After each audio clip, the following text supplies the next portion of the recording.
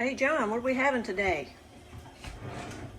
Gonna have some pinto beans cooked with some hambone that I froze from ham that we had previously cooked. Going in, gonna add a little bit of lard that was left over from when I made homemade cracklins. All right.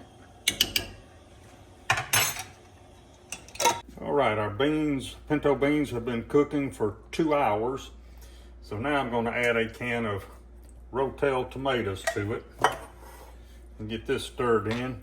The beans are starting to get kind of tender. So we're going to cook these another hour like this. I'm going to go ahead and add salt. I have not added salt to this. So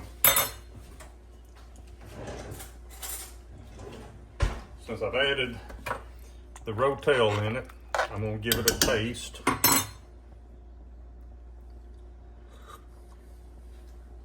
That kind of tells me about how much salt I need.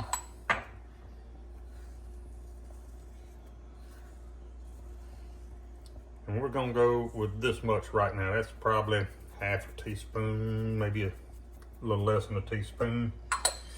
We're gonna go with that, let it cook a little bit, then we'll taste it again. And if we need to, we'll re-season it. I'm gonna be making some rice here in a minute to go with this. All right, along with our pinto beans and rice today, I'm gonna be making cracklin cornbread. A couple of days ago, I made this cracklin from scratch. So I'm just gonna kind of cut it up into small pieces. And we're gonna add this to our cornbread batter when we start on it. And we'll come back and show you when we start making the cornbread. All right, we're fixing to start making our cornbread. What I've got here is bacon grease. You can use oil, but if you got bacon grease, and I always have bacon grease, that's what I'm going to use. So we're going to get this turned on a very low heat, just to get it melting while we mix up our batter.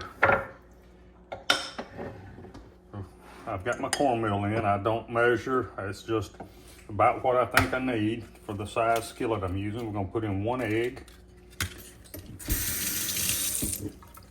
And we're going to add some milk. If you've got buttermilk, it's better, but we don't have buttermilk right now. And we're going to get this stirred in good. Probably have to add a little more milk here in a minute.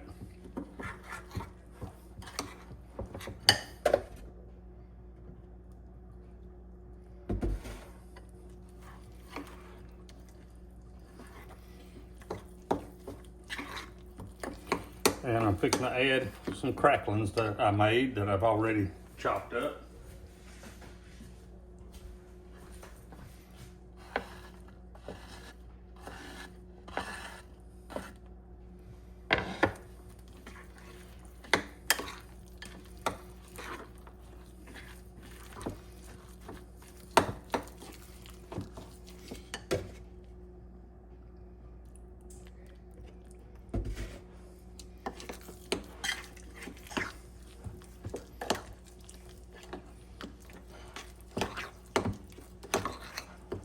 And pretty much this is about the consistency that I want.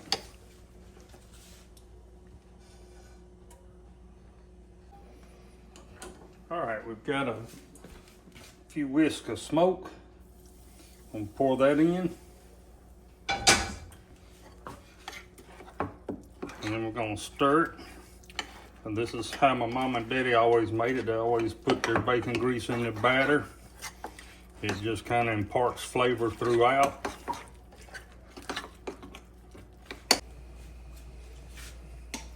All right. Now we're fixing to put the batter in the skillet. You can hear it sizzling. I've still got the eye on it. That helps to sear the bottom of the cornbread and also helps keep it from sticking.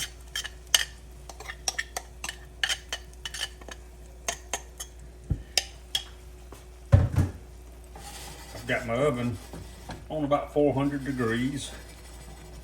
All right, we're ready to go in the oven with it. And this could take anywhere from about 25-30 minutes to cook. All right, we're taking the cornbread out. Nice and brown. Look at that.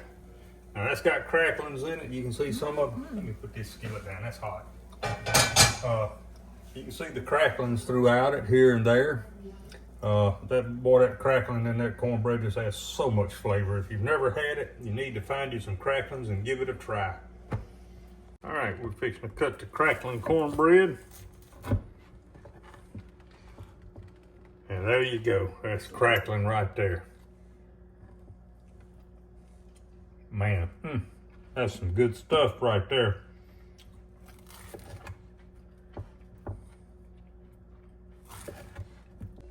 All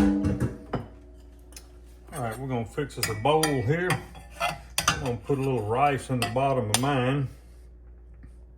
A little bit of rice there. And come over here. Get some of these pinto beans with the rotel tomatoes cooked in them. And I'm gonna get plenty of that juice.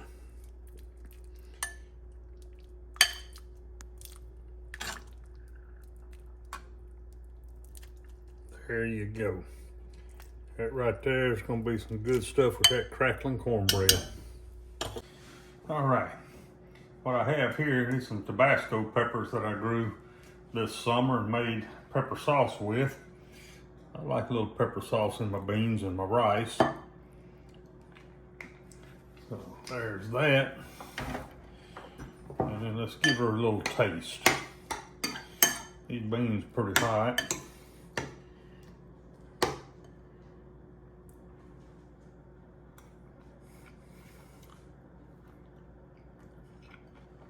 Man, that's a good country meal right there.